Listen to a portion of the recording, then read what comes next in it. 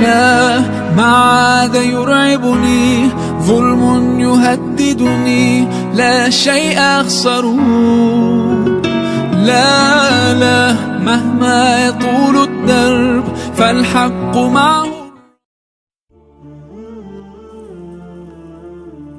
از ابو هریره رضی الله عنه روایت شده است که گفت پیامبر صلی الله علیه و سلم فرمودند خداوند فرشته هایی دارد که در روی زمین می گردند و اهل ذکر را جستجو می کنند.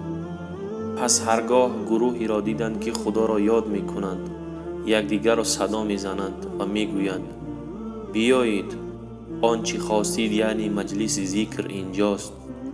پیامبر صلی الله علیه و سلم فرمودند فرشتگان اطراف آنها را احاطه می کنند و با بالهایشان آنها را تا آسمان دنیا می پوشانند محافظت می کنند.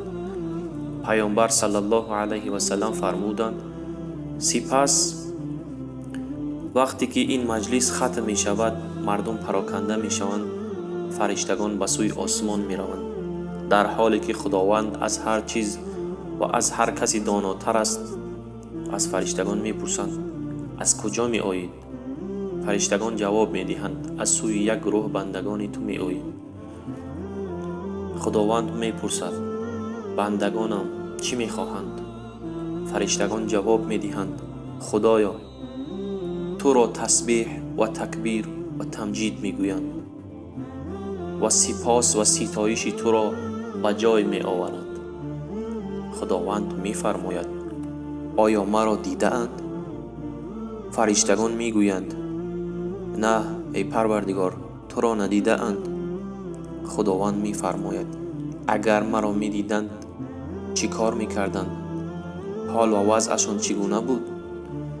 فرشتگان می گویند ای پروردگار اگر تو را می دیدند بیشتر از این تو را عبادت می کردند و بیشتر از این تو را تسبیح می گفتند و تو را سپاس و ستایش می کردند.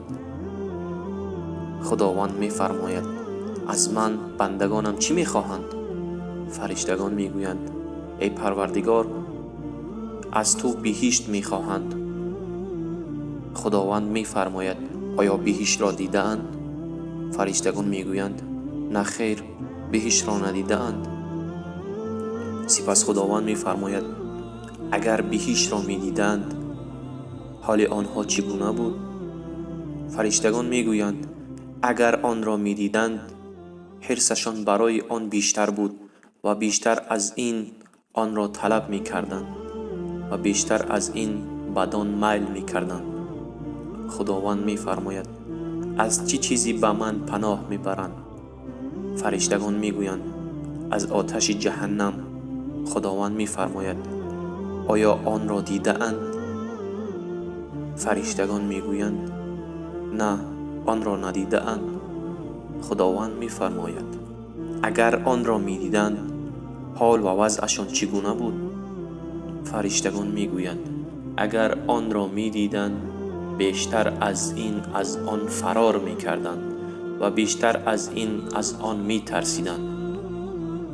پس خداوند می فرماید ای فرشتگان شما را گواه می گیرم شما را شاهد قرار می دهم که آنها را یعنی همه آنهایی که در آن مجلس نشسته بودند آنها را همه‌شان را بخشیدم.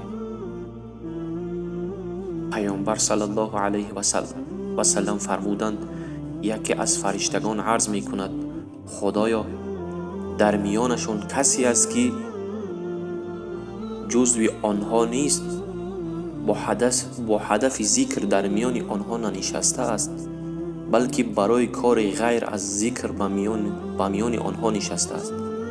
خداوند می فرماید آنها با هم نشسته اند و در یک جمع می باشند و کسی که همنشین آنان شود اهل شقاوت نخواهد بود.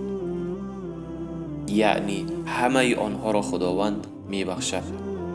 همنشین اهل ذکر اگرچه نیت ذکر هم نداشته باشد بهره‌مند از آن مجلس می شود.